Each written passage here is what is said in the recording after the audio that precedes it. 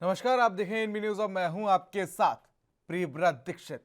बात सातवें द्वार की करें तो उससे पहले इसकी अहमियत कितनी है, इससे पहले ये जान लें। प्रधानमंत्री नरेंद्र मोदी ने इस द्वार पर मजबूती से मोर्चा संभाला हुआ है और भगवा खेमे से दिग्गजों ने काशी में डेरा डाला हुआ है। तो सपा से अखिलेश यादव ने पूरी शक्ति और पूरी ताकत यहां झोंक दी है। प्रदेश का सत्ता का प्रवेश द्वार माने जाने वाले इस चरण में जिसने बारी माजी, जिसने बाजी मारी है, उसकी सरकार बनना तय है। बीजेपी को यहां मोदी मैजिक पर भरोसा है। वहीं सपा ने अपने सहयोगी दलों के साथ ओबीसी मतदाताओं की लामबंदी के लिए एड़ी चोटी का जोर लगाया है। बसपा खामोशी से दबे पांव चाल चल रही है। चुनाव दर दर सिकुड़ता जनाधार को सहजते हुए कांग्रेस भी कुछ सीटों पर लड़ाई लड़ती नजर आ रही है।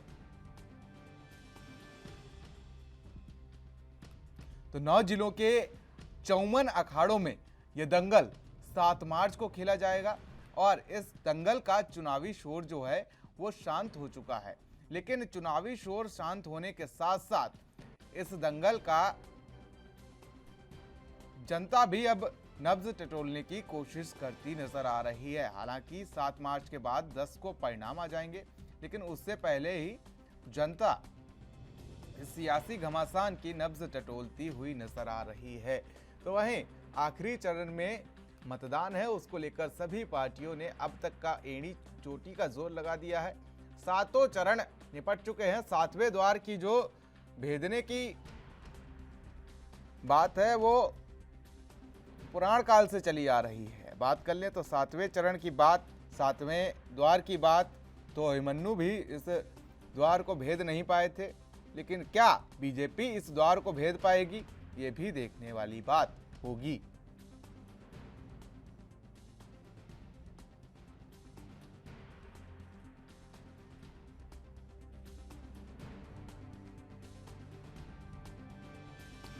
तो अब अगर बात की जाए तो उत्तर प्रदेश में चुनावी रण शांत सा हो गया है, क्योंकि अगर बात की जाए तो अब मतदान होना है कल और उसके बाद नतीजों पर पूरी कहानी टिक गई है।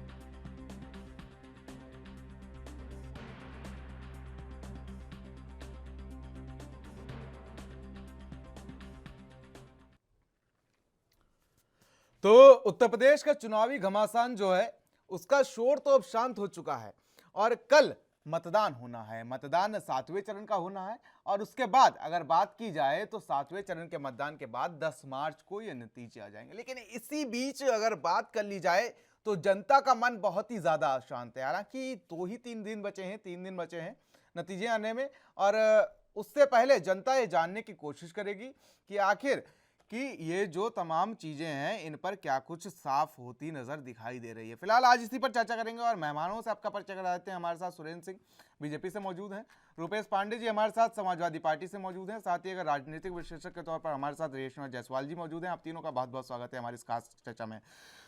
सुरेंद्र जी, शुरुआत आपसे कर लेता हूं, क्योंकि अगर बात की जाए तो अब जिस तरीके से बादों की बौछार थी, हुंकार थी और तमाम चीजें थी, वो सब अब शांत सी हो गई हैं।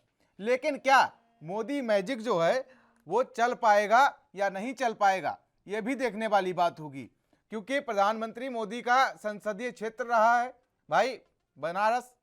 और अगर बात की जाए तो अब उन्हें भी दरकार है कि मोदी मैजिक चल जाए। साथ ही बीजेपी के साथ साथ जो तमाम बीजेपी के कार्यकर्ता हैं उन सभी को दरकार है इस चीज की कि मोदी मैजिक चल जाए और 7वां द्वार जो है वो अभिमन्यु की तरह भेद लिया जाए। सुरेंद्र जी। देखिए दीक्षित जी, क्या है ना, मोदी मैजिक तो आज से नहीं चल रहा है। 2014 की बात कर ले, 2017 की बात कर ले, 2019 की बात कर ले और अब 2022 की बात है। तो मैं तो ये इतना जरूर कहूंगा कि पूरे उत्तर प्रदेश के अंदर जो हवन होना था ना, अब ये हवन हो चुका है। अब तो सतवें चरण में पूर्ण आहुति देने की बात है। उत्तर प्रदेश की जनता ने मन बना लिया है भारतीय जनता पार्टी के साथ कि पूर्ण आहुति के साथ उत्तर प्रदेश में भव्य सरकार की जो है ना, जो 10 तारीख का जो रिजल्ट आएगा उसमें 300 प्लस के साथ आदरणीय योगी आदित्यनाथ जी मुख्यमंत्री बनने जा रहे हैं। और डबल इंजन की जो हमारी सरकार है, जो हमारी योजनाएं हैं, वो जमीनी स्तर पर हमने जो पहुंचाने का काम किया, उसका लाभ जो है भारतीय जनता पार्टी को मिलने जा रहा। चलिए, लेकिन एक चीज और भी है कि 7वें चरण में आते आते एक से बढ़कर एक नारे लगे, गगनभेदी हुंकारें लगी, ललकारें तो कुछ ऐसी हुई कि मानो सब कुछ उलट पुलट जाएगा। वादों और इरादों की गर्जना से भी जनता को खूब झकझोरा गया। ऐसे या वैसे जैसे भी मक्खन निकाले खूब मथा गया। अंतिम अस्त्र शस्त्र और ब्रह्मास्त्र पूरी तरीके से चलाए गए, लेकिन अब रणभूमि जो है वो खामोश सी पड़ी है। अब रणभूमि खामोश होने के बाद अगर बात की जाए तो एक हुंकार और आएगी 10 मार्च को। अब 10 मार्च को होली से पहले कौन होली मनाएगा, ये भी देखने वाली बात होगी। सुरेंद्र जी, देखिए, हमने तो पहले ही तय कर लिया है, होली तो हमारा जो है ना 10 मार्च को शुरू हो जाएगा और 10 से लेके 18 तक लगातार होली ही होली होगा। हमने जिस प्रकार से उत्तर प्रदेश की जनता का विश्वास हमने जीता, जिस प्रकार से उत्तर प्रदेश की जनता ने हमें आशीर्वाद दिया है, पूरा विश्वास है भारतीय जनता पार्टी को और आदरणीय नरेंद्र मोदी जी को और योगी आदित्यनाथ जी को। आप देखिए जिस प्रकार से 2017 से 7 से लेके 12 की सरकार आप देख लीजिए, 12 से लेके 17 की सरकार आप देख लीजिए, उन लोगों ने किस प्रकार से उत्तर प्रदेश की जनता के साथ धोखा दिया, उत्तर प्रदेश की जनता को गुमराह किया गया।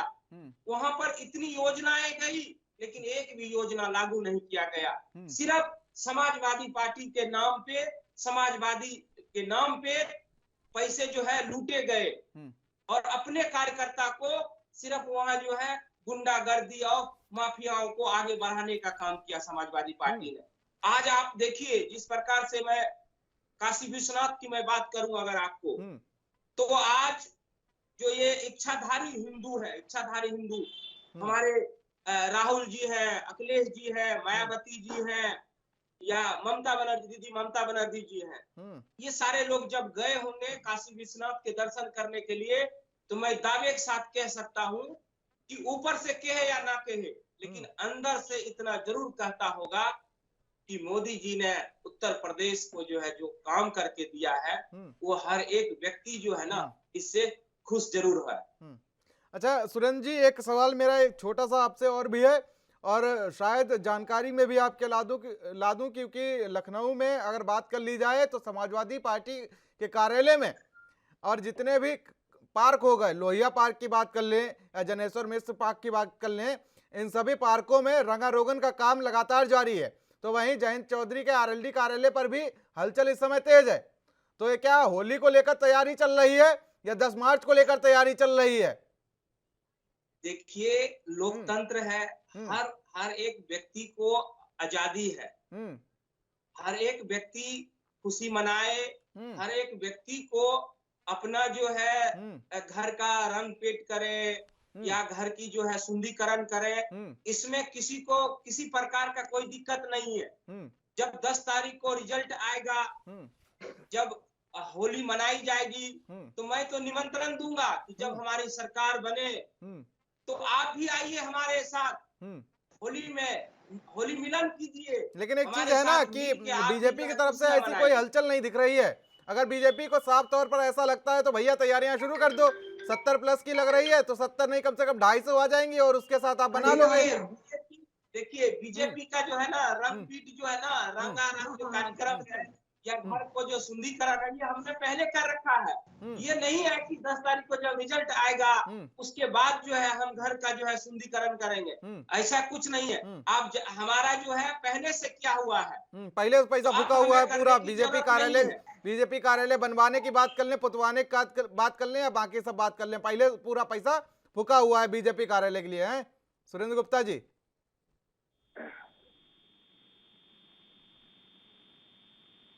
आवाज पहुंच रही है?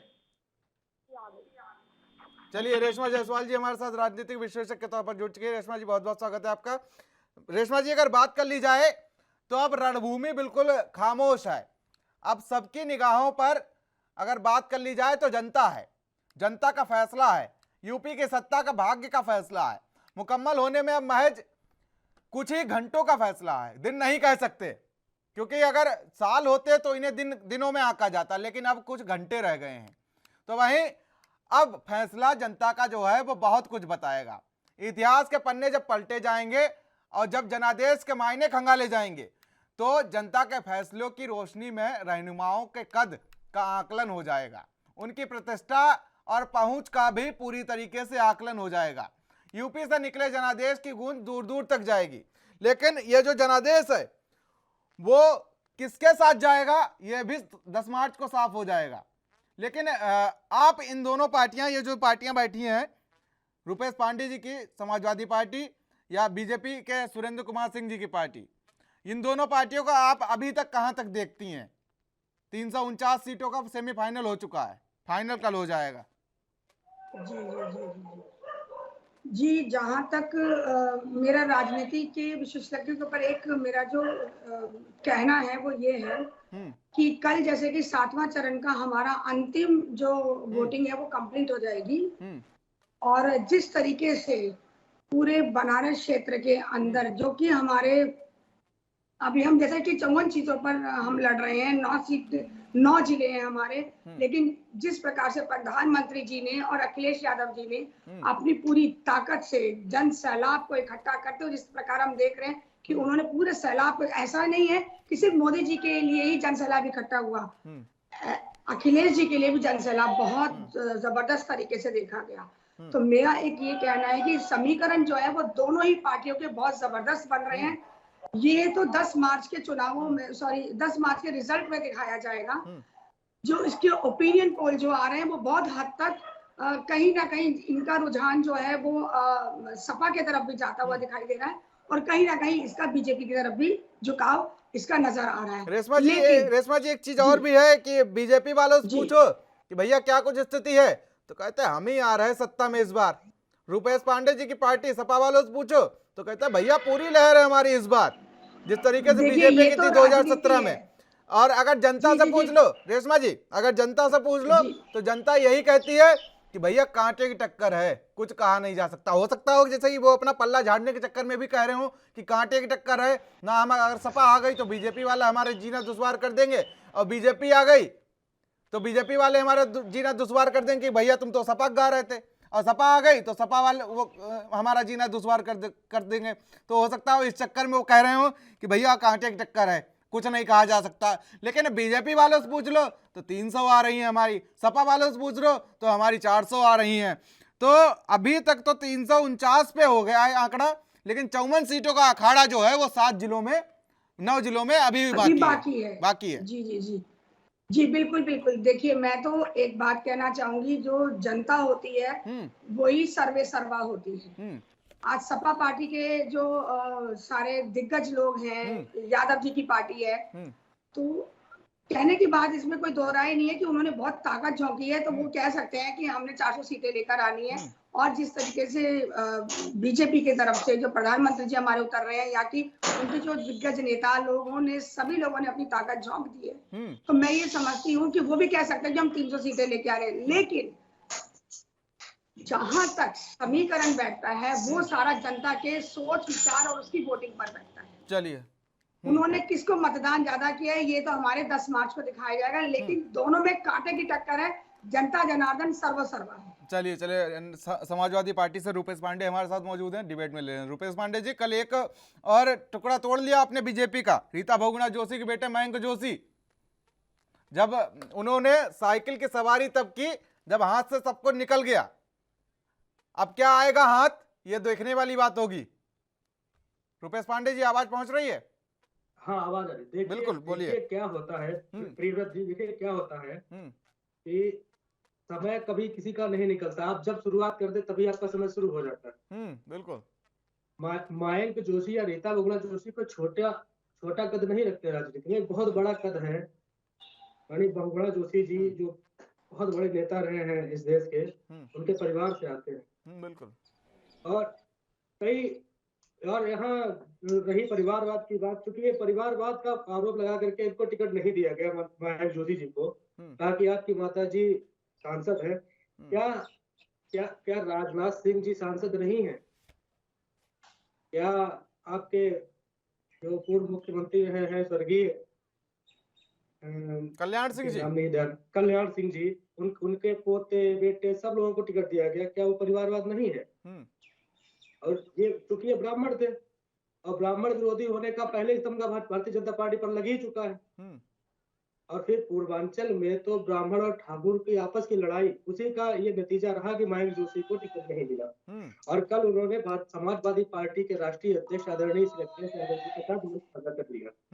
इससे ये दिख रहा है कि अब भी लोग आतुर हैं और कि समाजवादी पार्टी की सरकार बन रही है, उनको दिख रहा है और लगातार जुड़ रहे हैं।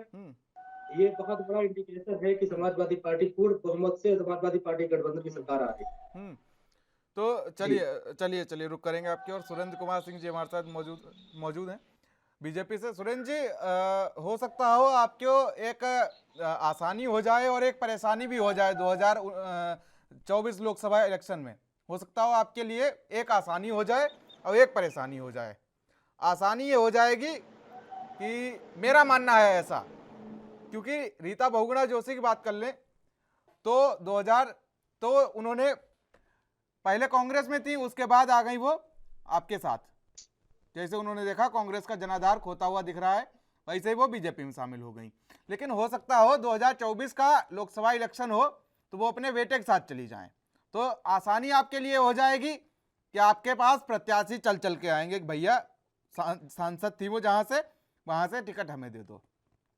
और परेशानी आपको ये हो जाएगी कि उसके लिए सबसे अच्छा प्रत्याशी कौन सा चयन किया जाए जो वहां पर सीट निकाल सके, क्योंकि रीता बहुगुणा जोशी की जो छवि है वो हम सबसे किसी से छिपी नहीं है। किस परिवार से वो आती हैं, कैसे उन्होंने कांग्रेस में अपनी दम पर सीट निकाली, उसके बाद बीजेपी में अपनी दम पर सीट निकाली और उसके बाद सीधे लोकसभा पहुंच गई अपनी दम पर। लेकिन अब उनके बेटे ने आपसे बाइकआउट कर लिया, घर में एक लकीर खिंच गई सपा और बीजेपी के नाम की। एक तरफ हो गए मयंक जोशी और एक तरफ हो गए रीता बहुगुणा जोशी। सुरेंद्र जी, देखिए, जहां तक अभी पेश भाई ने कहा कि माननीय राजनाथ सिंह जी का बेटा पंकज सिंह जी के बारे में, मैं आपको क्लियर कर देना चाहता हूँ कि पंकज सिंह जी को तब टिकट मिला जब वो 15 से 20 घंटा पार्टी के लिए काम करते हैं और 15 से 17 साल लग गए टिकट पाने में। ये हमारी वो पार्टी नहीं है, परिवारवाद वाली पार्टी नहीं है कि बेटा भी है, बाप भी है, दादा भी है, बहू भी है, पत्नी भी है। वो ये पार्टी नहीं है। भारतीय जनता पार्टी का एक इतिहास है कि पार्टी के अंदर अगर आप अच्छे से रहेंगे, अच्छे काम करेंगे और अच्छे संस्कार के साथ अगर आप पार्टी का संविधान को अगर आप मानेंगे तभी आपको टिकट मिलेगा। ये नहीं है कि वो इसका रिश्तेदार है, वो उसका रिश्तेदार है और कहने पर टिकट दे दिया जाएगा। जहां तक मैं जानता हूं पंकज सिंह जी को, पंकज सिंह पिछले 15 साल से जो है ना पार्टी के लिए दिन रात मेहनत करके फिर अपने दम पे उन्होंने टिकट लिया, ना कि माननीय श्री राजनाथ सिंह जी के बेटा के नाम पे टिकट लिया। और जहां तक बात रहा रीता बहुगुणा जी का, तो देखिए वो एक अच्छे उत्तर प्रदेश के अंदर जाने माने लीडर है, उसमें कोई शक नहीं है। और बात जहां तक रहा उनके बेटा का, तो भारतीय जनता पार्टी ने पहले ही क्लियर कर दिया कि ये पार्टी परिवारवाद वाली पार्टी नहीं है। अगर परिवार से एक लोग है तो दूसरे लोगों को टिकट नहीं मिलेगा। हाँ, टिकट मिलेगा अगर वो अपने दम पे, अपनी मेहनत पे और अपने लगन के साथ जनता के बीच में जाएंगे और जनता अगर उन्हें स्वीकारा, जनता अगर उन्हें चाहा तो ही आपको टिकट मिलेगा। अन्यथा हमारे पार्टी में कहीं से भी किसी प्रकार का कोई गुंजाइश नहीं है। एक कमेंट मैं आपसे स्वर्गीय कल्याण सिंह के परिवार पर भी चाहूंगा इसी को लेकर। देखिए जहां तक बाबूजी की बात रहा, माननीय कल्याण सिंह जी का, तो कल्याण सिंह जी ने जिस प्रकार से भारतीय जनता पार्टी का के साथ, और मैं आपको बता दूं, जब कल्याण जी भारतीय जनता पार्टी के साथ थे और अयोध्या के अंदर जब भगवान राम उस पे नहीं चाहिए मुझे बनने का कमेंट, बात आया, मुझे उस पे कमेंट नहीं चाहिए, मुझे चाहिए उनके परिवार पर कमेंट कि आखिर उनके बेटे भी सांसद हैं, मैं कह रहा हूं उनके ना, पोता भी तो सांसद कल्याण हैं, सिंह जी उनके जब हमारे पार्टी में थे, उनके नाती तब भी आप बीजेपी के देखिए कद्दावर नेता हैं, उनको भी टिकट दे दिया गया। देखिए कद्दावर नेता है, वो ऐसे नहीं कद्दावर नेता है, काम के दम पे कद्दावर नेता है। उन्होंने काम किया, पार्टी के लिए काम किया, ये नहीं कि आज पार्टी में आया और आज ही टिकट मिल गया, ऐसा कोई भी संविधान नहीं है हमारी पार्टी का। ये आपके गलत जवाब हैं, फिलहाल बयान भी गलत है आपके। पार्टी के लिए काम किया, लेकिन पार्टी के लिए काम करने से पहले आपको ये सोचना चाहिए कि ये नेता जनता के लिए कितना काम करेगा, ठीक है? आपको उन्हें टिकट नहीं देना चाहिए जो पार्टी के लिए काम कर रहा है, आपको उन्हें टिकट देना चाहिए जो जनता के लिए काम कर रहा है सीधे तौर पर। दीक्षित जी मेरी बात पहले आप सुन लीजिए, दीक्षित जी मेरी बात सुनिए आप। हमने क्या कहा, हमने ये कहा कि पार्टी हो चाहे वो पार्टी से बाहर की बात हो, अगर पार्टी के अंदर अगर अच्छा काम नहीं करेगा या समाज के अंदर अच्छा काम नहीं करेगा, समाज के बीच में अगर उनका अच्छा छवि नहीं होगा, तो भारतीय जनता पार्टी टिकट नहीं देगी। इस बात को आप मान लीजिए। तो उन्होंने जनता के बीच में जाके काम किया है, पार्टी के लोगों के साथ मिल के काम किया है, तो टिकट देने में किसी प्रकार छवि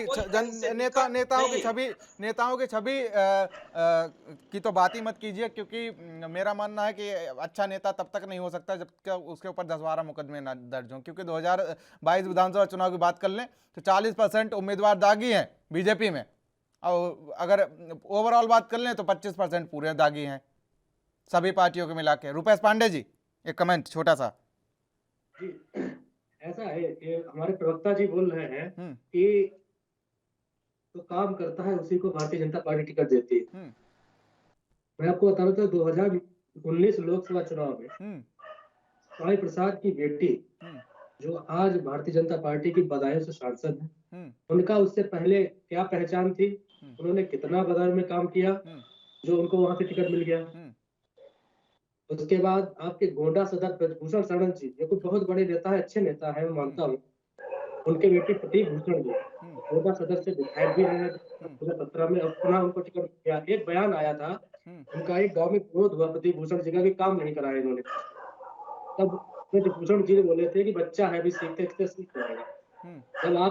जब आप ऐसे लोगों को टिकट दे रहे हैं जो काम नहीं कराना जानते या उस विधायिका का पूरा महत्व नहीं समझते, तो अब ये परिवारवाद नहीं है तो क्या है? या तो आप प्रेशर की राजनीति करते हैं, बड़े नेताओं के प्रेशर में आप टिकट दे देते हैं। बिल्कुल। चलिए रेशमा जी के पास लौटते हैं। रेशमा जी, तो आप दोनों लोगों का आपने सुना एक विश्लेषण छोटा सा।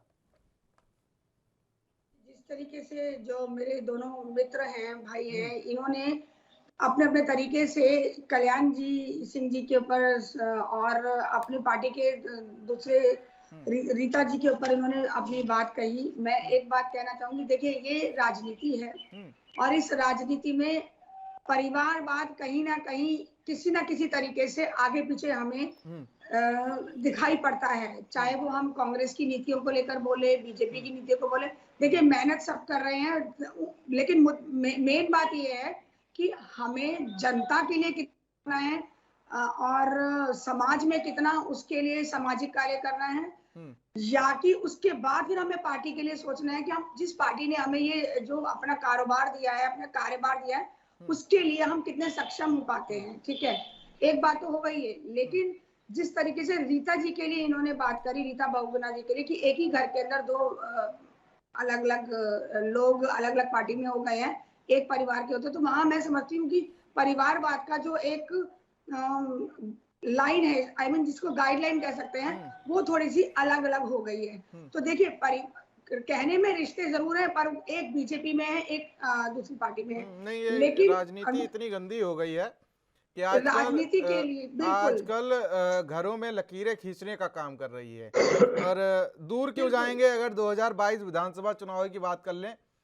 तो जो मोटे मोटे मसले हैं उन्हीं पर अगर बात कर लें तो लगातार 3 घरों में लकीरें खींची हैं ऐसी। पहली लकीर यादव जी के, अखिलेश यादव जी के घर में पहली लकीर की शुरुआत करें तो पहली लकीर की शुरुआत करें तो पहली लकीर खींची थी स्वामी प्रसाद मौर्य और संघमित्रा मौर्य घर में।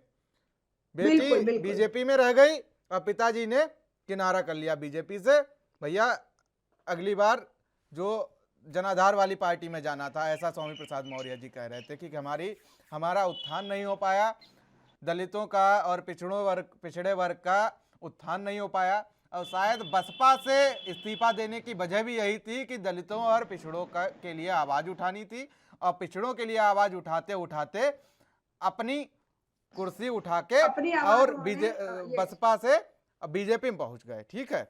और दूसरी लकीर खींची थी अगर बात कर ली जाए तो मुलायम परिवार में, अब वो लकीर खींची थी बहुत गाढ़ी और बिल्कुल परमानेंट मार्कर से, क्योंकि बात कर ली जाए तो भैया बेटे हैं, प्रतीक बेटे हैं उनके, भाई पत्नी अलग थी लेकिन बेटे का रिश्ता तो खून का ही होता है। ठीक है। लेकिन जो लकीर खींची थी वो बहुत गाढ़ी खींची थी, क्योंकि जिस तरीके से उन्होंने लगाया था आरोप अपर्णा यादव ने कि मुझे दरकिनार किया जा रहा है, हालांकि डिंपल से भी खराब संबंधों को लेकर भी चर्चाएं उड़ी थी, लेकिन अगर माना जाए तो राजनीति ने ही, और खास करके लखनऊ कैंट की सीट की बात कर लें तो इसने 2 परिवारों के घर में लकीर खींच दी है, लखनऊ कैंट की सीट, और ये किसी की नहीं रही दोनों में से, ना ही अपर्णा यादव की रह गई और ना ही रह गई ये मयंक जोशी की, अगर बात कर ली जाए तो।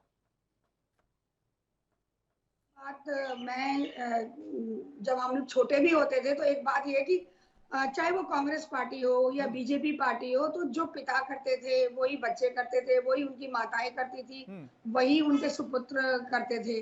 ठीक है। लेकिन आज के जो राजनीति है उसमें सिर्फ रह गया है कि हमें किस पार्टी में जाना है, जिस पार्टी का परचम ऊंचा हो, वो उस पार्टी को देखते हैं। अच्छा, इस पार्टी का परचम ऊंचा है, इस पार्टी का झंडा ऊंचा है, इस पार्टी में ज्यादा जो है उसका वर्चस्व फैला हुआ है, तो हमें उसमें जाना, चाहे वो पिता को छोड़ के जाना हो या पत्नी को छोड़ के जाना हो या बेटे और माँ के बीच में वो लाइन क्यों ना खिंच गई हो, पर उनको लगता है कि अगर हमारा इसमें रुतबा ऊंचा होता है तो हमें वो पार्टी ज्वाइन करनी, चाहे उसके पीछे आपके रिश्तों में दरार आ जाए, आपके विचारों में दरार आ जाए, यहाँ तक कि आपकी पार्टियों में भी दरार आ जाए, लेकिन वो अपना वर्चस्व ऊंचा रखना चाहते हैं, बिकॉज ऑफ कि उनको लगता है कि हमारा यहाँ से अपना नाम बनेगा, अपना काम बनेगा। समाज सेवा के लिए, जहां तक मैं समझती हूँ, देश सेवा के लिए, समाज सेवा के लिए अपना से ज्यादा ये लोग सोचते नहीं है, और उनको लगता है कि अगर हम नेता बने हैं तो हमें किसी ना किसी अपना जो है अपना वर्चस्व फैला के रखना है, अपना कायम करके रखना है, चाहे वो पार्टी जिसका ऊंचा झंडा हो उसके नीचे हमें खड़े हो जाना चाहिए। तो राजनीति पूरी तरीके से हम कह सकते हैं कि थोड़ी सी बिफर गई है, इसको समेटने की अभी हमें जरूरत है। बिल्कुल बिल्कुल बिल्कुल। लेकिन इससे एक चीज और साफ भी होती है कि आगे की राजनीति में हमें नेपोटिज्म नहीं देखने को मिलेगा। पिता बेटी को बढ़ावा नहीं दे पाएगा, माँ बेटे को बढ़ावा नहीं दे पाएगी कि भैया अगर बेटा हमारा विधायक है तो आगे सांसद बन जाए। भाई जब अलग ही हो गए तो क्या बढ़ावा दे पाएंगे, और दूसरी पार्टी में जाके जब तक उसकी सदस्यता नहीं लेंगे तो दखल तो दे नहीं पाएंगे। चलिए, रुपेश पांडे हमारे साथ समाजवादी पार्टी से मौजूद है। रुपेश पांडे जी, आवाज पहुंच रही है आप तक? जी जी। देखिए रुपेश पांडे जी, अगर बात की जाए तो 2 दिग्गजों के बीच में भी यहाँ लड़ाई है 7वें चरण में। भैया मोदी का भी संसदीय क्षेत्र है और आपके अखिलेश यादव का भी संसदीय क्षेत्र है आजमगढ़, लेकिन जो बड़े नेता होते हैं या जो घरेलू नेता होते हैं, अब घरेलू पिच पे भी आप अच्छा प्रदर्शन ना दे पाए तो आपसे क्या उम्मीद की जाए। तो ऐसे में, क्योंकि अगर बात की जाए तो 7वें चरण में जहां जहां मतदान होने वहां पे ओपी राजभर जी भी अच्छी खासी पाइट रखते हैं जी। लगे हुए जिले हैं कुशीनगर से, कुशीनगर के फाजिल नगर सीट से, जहां से आपके स्वामी प्रसाद मौर्य भी चुनावी ताल ठोकते हुए नजर आ रहे हैं, तो उनकी भी दखल है। और इस बार दोनों बड़े नेता जो हैं, ओम प्रकाश राजभर वो भी बड़े नेता हैं।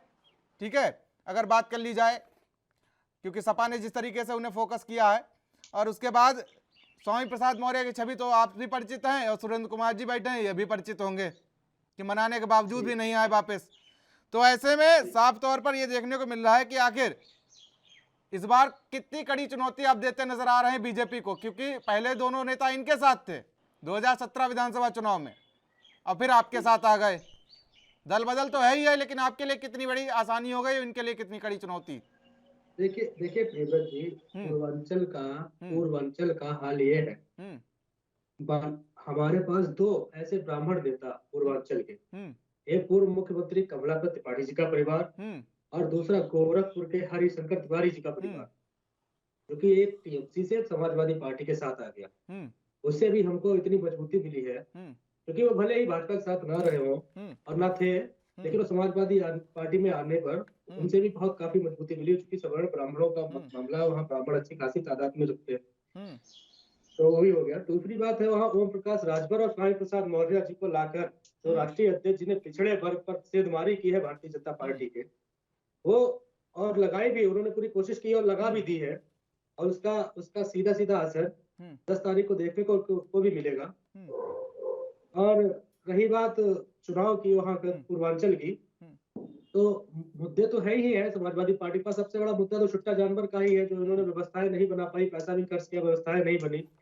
उसके साथ साथ में जो हमारे पास जो नेता इनके भारतीय जनता पार्टी के टूट करके आए हैं, वो बहुत महत्वपूर्ण दखल करेंगे इस चुनाव में, और समाजवादी पार्टी की सरकार में बहुत बड़ी महत्वपूर्ण भूमिका भी निभाएंगे। और दूसरी चीज, एक बात और बताना चाहूंगा, माननीय राष्ट्रीय अध्यक्ष जी ने आदरणीय शिवपाल जी को स्टार प्रचारक बना करके जो पूर्वांचल भेजा है, उसमें जो यादव वोट पिछले चुनाव में जो भटक गया था, वो एकजुट करने का काम उन्होंने किया है, उसका भी फायदा सीधा सीधा समाजवादी पार्टी को। लेकिन दूध का जला छाछ भी फूंक फूंक के पीता है, अब वो इस बार देख लिया गया है, क्योंकि जिस तरीके से अलग हो गए थे शिवपाल यादव, चाचा जी अलग हो गए थे, और जो अलग पार्टी बनाने का जो बात थी वो अखिलेश यादव के चक्कर में हुआ था, ये क्यों भूल रहे हैं आप रूपेश पांडे जी। लेकिन जिस तरीके से आपने हरिशंकर त्रिपाठी की बात की, तो भाई पूर्वांचल में तो आप मजबूत हैं ही हैं, मैं भी ये मानता हूं, क्योंकि हरिशंकर त्रिपाठी की जो इमेज है हम सब जानते हैं, और मुख्तार अंसारी, उनके बेटे अब्बास अंसारी, उनकी जो इमेज है वो भी हम सब जानते हैं। अब्बास अंसारी का अभी 2 दिन पहले ही बयान सामने आया था, आप भी परिचित होंगे और हम भी परिचित हैं उससे। अब्बास अंसारी विधानसभा का चुनाव लड़, विधायकी का चुनाव लड़ रहे हैं, उनका बयान था ही, लेकिन हमारे मुख्यमंत्री जो कि बहुत संवैधानिक पद होता है, प्रदेश का प्रथम नागरिक होता है, उनका जो बयान आया था गर्मी निकाल देने वाला, वो कितना सही था, कितना हद तक सही था। और उस बयान का खामियाजा आप पश्चिम से लेकर के पश्चिम में बयान दिया था, पूर्वांचल तक उसका असर दिखाई दे रहा है। और दूसरी बात आपको एक विवरण बता दूं कि भारतीय जनता पार्टी को हार का डर लग रहा है, उससे देखने का इनका मनोबल इतना टूट गया है कि इनके गृह मंत्री जो कि राष्ट्रीय लेवल के नेता है आदरणीय अमित शाह जी, उनके 2 बयान आपने सुने होंगे। एक तो 12वीं पास करने के बाद इंटर पास करेगा उसको लैपटॉप देंगे, और दूसरा एक बयान और आया था कि एक जनसभा कर रहे थे, तो बोल दिया कि मैं इस मैदान में 2070 में आया था। आप उनके जो मानसिक संतुलन है वो देख करके भीड़ जो आदरणीय अखिलेश यादव जी की रथ यात्रा में और जनसभा में जो भीड़ इकट्ठी हो रही, भीड़ उमड़ रही है, जो बिना किसी प्रशासन शासन के दबाव में, तो भी लग रहा है कि समाजवादी पार्टी की सरकार आ रही है। और दूसरा इंडिकेशन आपने खुद बता दिया कि माननीय राष्ट्रीय अध्यक्ष अखिलेश यादव जी, माननीय संरक्षक आदरणीय नेताजी के आवास की साफ सफाई, पार्कों की साफ सफाई और एक्सप्रेस वे पर जो हवाई पट्टी थी उसका रंग रोगन, ये सीधा इंडिकेशन दे रहा है कि समाजवादी पार्टी की सरकार आ रही है। और दूसरी बात यह है कि सबसे पहले, चलिए रुपेश पांडे जी, ये तो साफ हो जाएगा खैर 10 मार्च को कि आखिर सरकार किसकी आ रही है और जनता ने किसे सिरमौर बनाना चाहती है, जनता किसे। लेकिन यहाँ रुकेंगे छोटे से ब्रेक लिए, और ब्रेक के बाद आपके सारे सवालों का जवाब देंगे सुरेंद्र सिंह जी।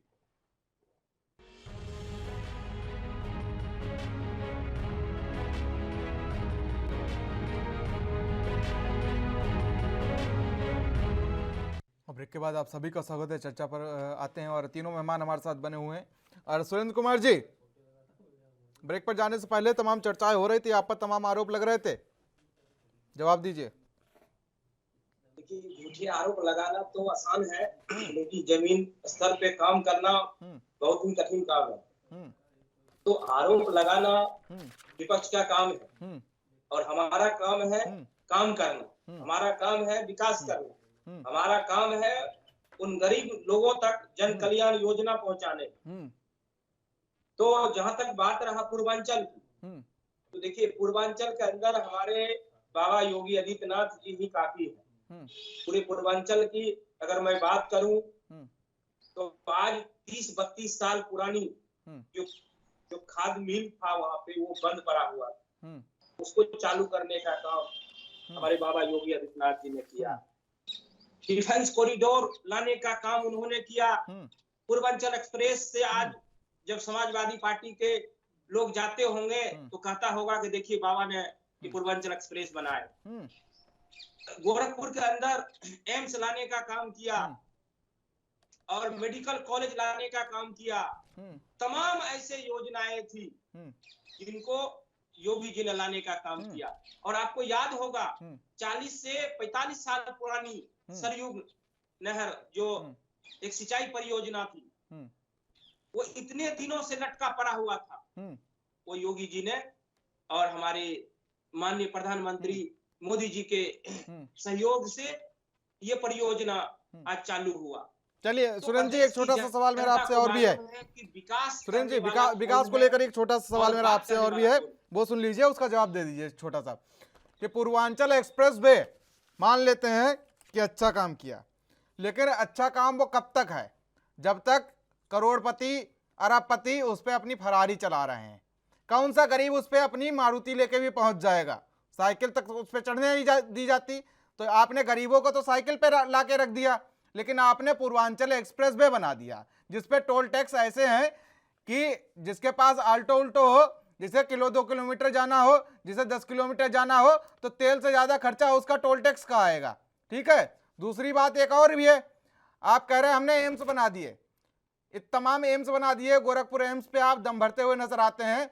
आप बता दीजिए मुझे जरा कि सिफारिश के बाद भी वहां भर्ती हो जाती है क्या? नेता मंत्री की सिफारिश लगती है, फिर भी कह देते हैं भैया देखेंगे।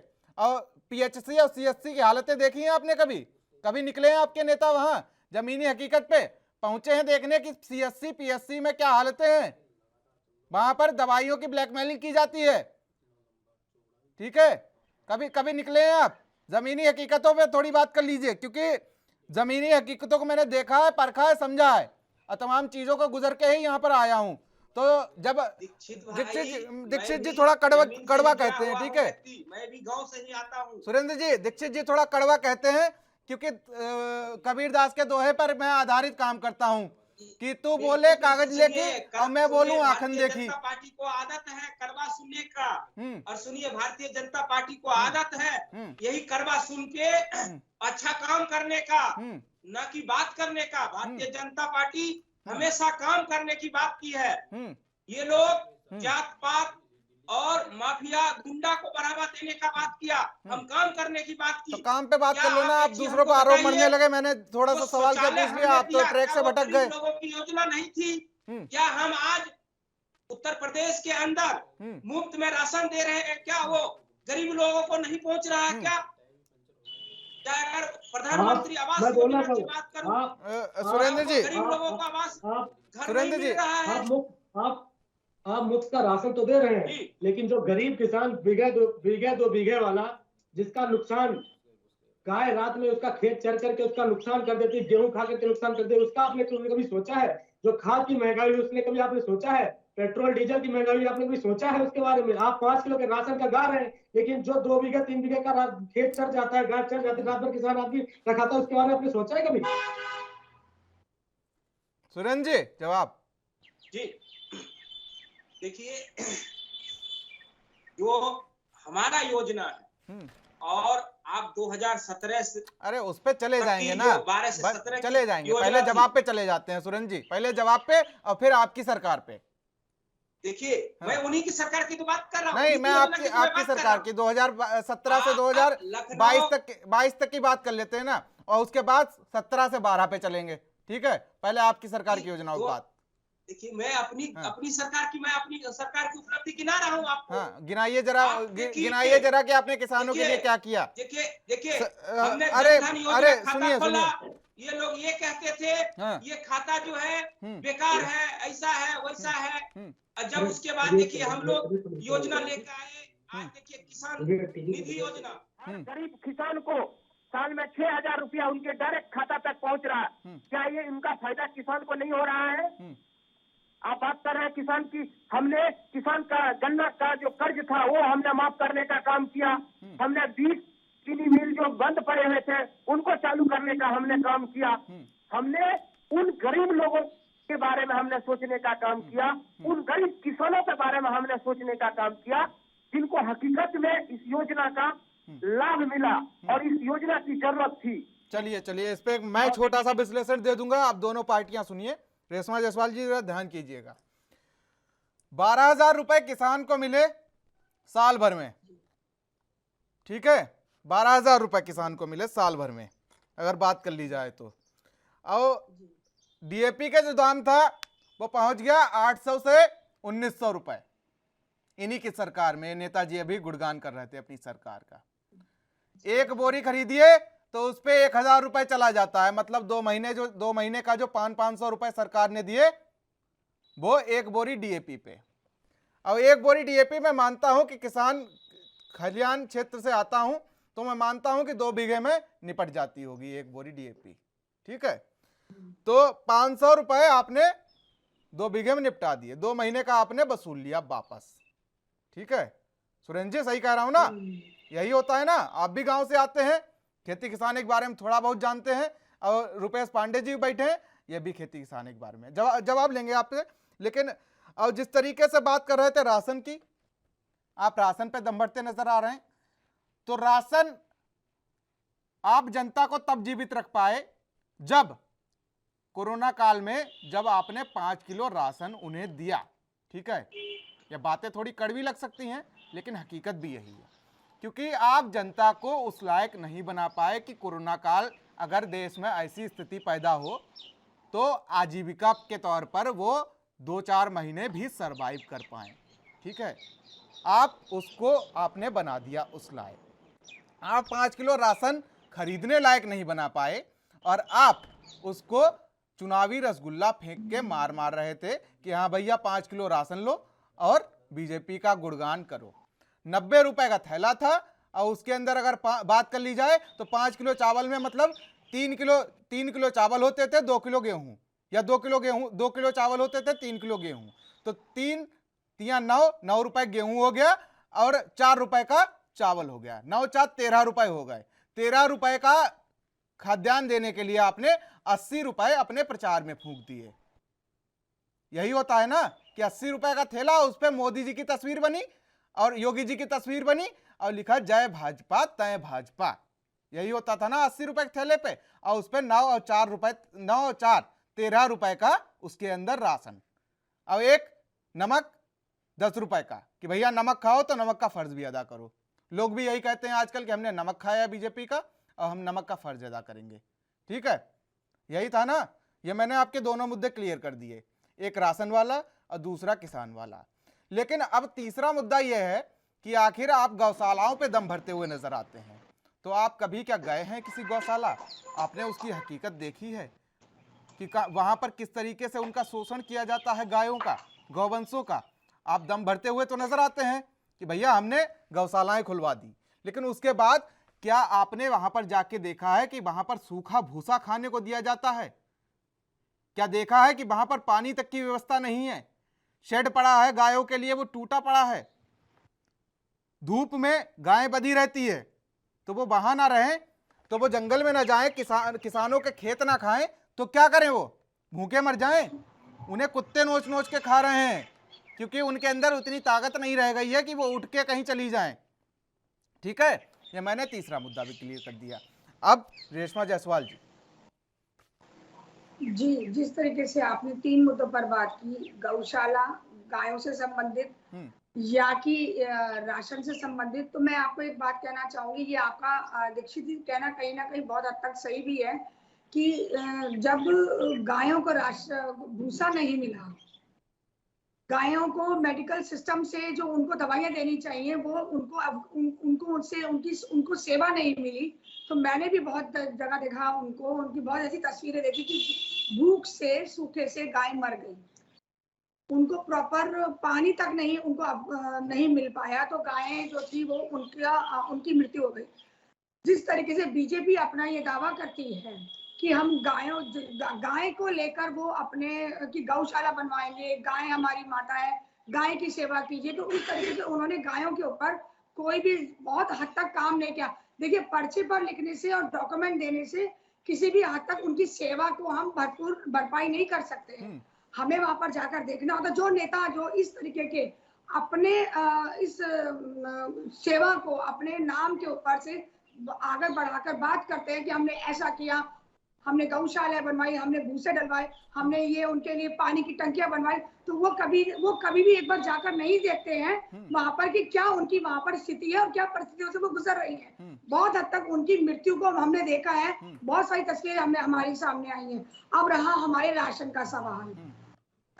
जब मोदी जी ने अपने प्रचार के लिए अपने लोगों को, गरीब लोगों को अपनी तस्वीरें लगवा दी उनके थैलों पर, और बहुत ज्यादा तक मैं देख पाई हूँ कि कहीं भी किसी भी गरीब परिवार को वो राशन पूरा नहीं पड़ा। थोड़े से राशन को देने के लिए उन्होंने अपने हर थैले पर अपनी तस्वीर छपा दी। कहीं ना कहीं उनका खुद का या बीजेपी का स्वार्थ था कि उनको आने वाले सन 2022 के जो चुनाव है उसमें उनको अपना प्रचार करना था। उनको लग रहा था कि मैं जन जन घर घर तक चला जाऊं और उनके थैले पे छप जाऊं, जिससे कि लोग मुझे पहचान लें कि मुझे, मेरी पार्टी को वोट करें। ठीक है, लेकिन इससे जनता का पेट नहीं भरता है।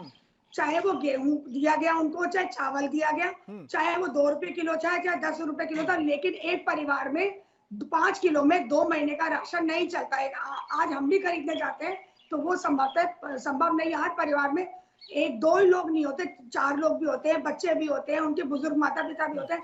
पर नहीं, बीजेपी ने कभी भी इस चीज की गहराई नहीं देखी। उन्होंने कम शब्दों में अपनी बात को रखिएगा, थोड़ा समय का अभाव है, कम शब्दों में अपनी बात को रखिएगा। जी। और जहां तक रहा कि किसानों का सवाल, तो किसानों के लिए जो मेरे भाई साहब कह रहे थे अभी, तो मैं इसका समझती हूँ कि बीजेपी ने किसान की जो योजना चलाई थी, उनके खातों में 6,000 रुपया डाला।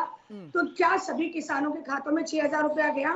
क्या उनके नेताओं ने इसकी पुष्टिकरण किया? क्या ऐसा समीकरण उन्होंने बिठाया कि अपने नेताओं से, अपने कार्यकर्ताओं से जाकर एक बार पूछताछ करें, एडमिनिस्ट्रेशन में जाए, देखें कि क्या सही में ये सभी कार्य को जो उन्होंने इनकी योजनाएं बनाई उसमें वो सक्षम उतर पाए? अब रहा अखिलेश यादव जी का, इन्होंने भी बहुत बढ़ चढ़ के बातें की। देखते हैं 10 तारीख को क्या होता है। कांटे की टक्कर है, अभी कुछ कहना मुश्किल है। चलिए रुपेश पांडे जी, एक छोटा सा कमेंट और उसके बाद सारे सवालों का जवाब देंगे सुरेंद्र कुमार जी। जी देखिए, किसानों को इन्होंने किसान सम्मान निधि सम्मानित किया, ठीक है, लेकिन यूरिया खाद पर 5 किलो कम करने का भी काम इन्होंने ही किया। डीएपी पर 1,000 रुपए बढ़ाने का काम इन्होंने ही किया। पेट्रोल पर 100 के पार पहुंचाने का इन्हीं की सरकार में हुआ। डीजल 50 से 80 रुपए होने का काम इन्हीं की सरकार में हुआ। एलपीजी जो गैस घर में यूज होती है, उस 500 से उसको 1100 करोड़ 900 हजार करने का काम इन्हीं की सरकार में हुआ। बिजली का रेट बढ़ाने का काम इन्हीं की सरकार में हुआ। किसानों के बिल, जो किसान के हित में लगातार लोगों ने मुद्दा उठाया कि आप बता रहे हैं कि किसान बिल है, हमने किसान का बिल पास किया, अखबार में 5-5 पेज छप के आते थे। कभी इन्होंने ये सोचा कि हम अखबार में ये भी छपवा दें कि किसानों को कितना लाभ होगा, कितना नुकसान होगा? ये काम इन्होंने क्यों नहीं किया किसानों का? क्योंकि हर किसान अखबार पढ़ता है आज, उसमें आप ये छपवा देते थे कि किसानों बिल हमने पास किए, ये हुआ।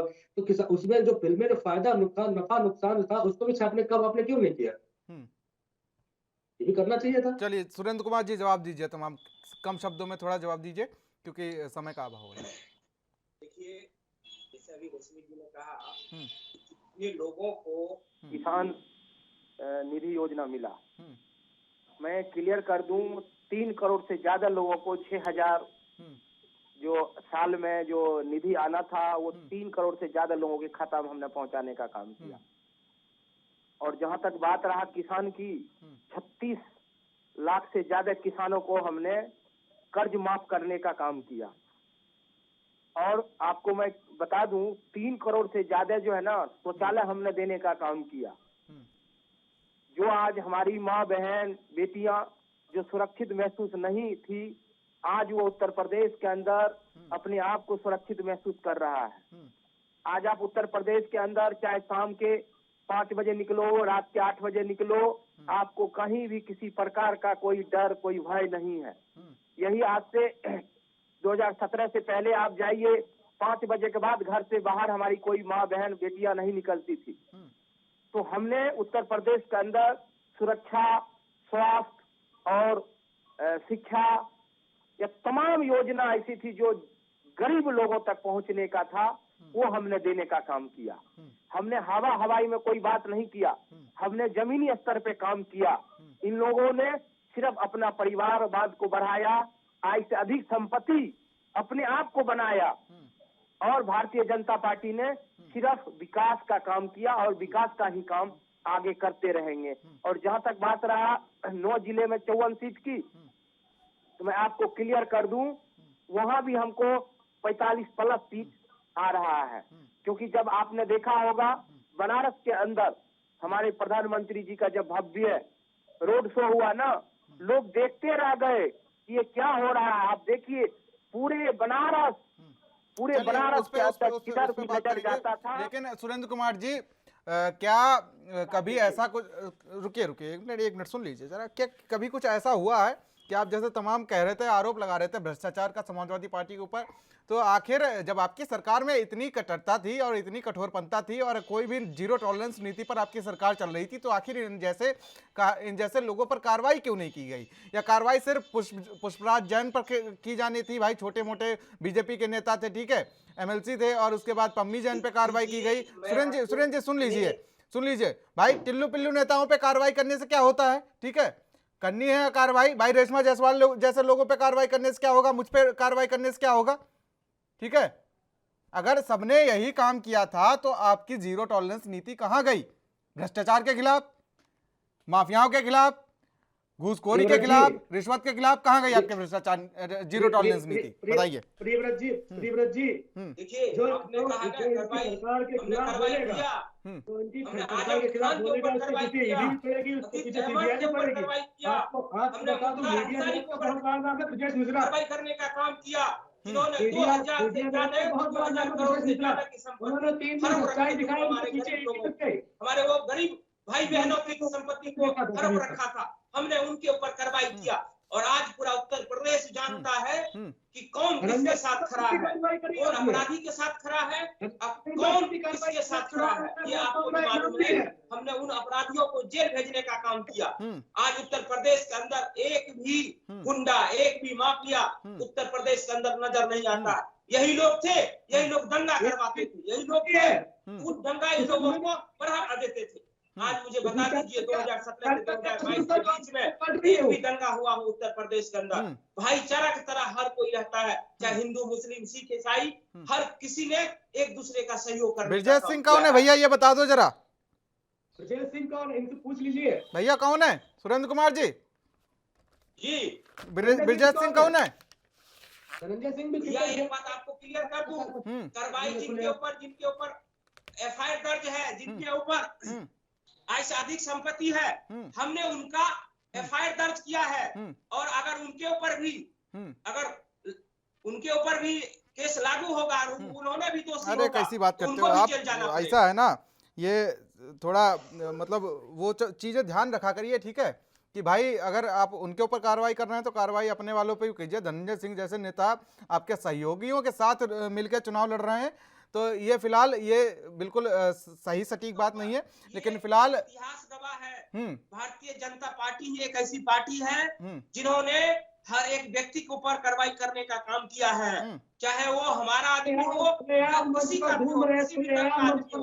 अगर उन्होंने गुनाह किया है तो गुनाह का जो है सजा को। चलिए सुरेंद्र जी फिलहाल अगली चर्चा में भी आपको जोड़ेंगे, और अगर 10 तारीख को फिलहाल जो नतीजे आएंगे उस पर भी एक चर्चा करेंगे। और फिलहाल आप तीनों मेहमानों का हमारे साथ बने रहने के लिए और साथ ही इस चर्चा में शामिल होने के बहुत बहुत शुक्रिया आप तीनों मेहमानों का।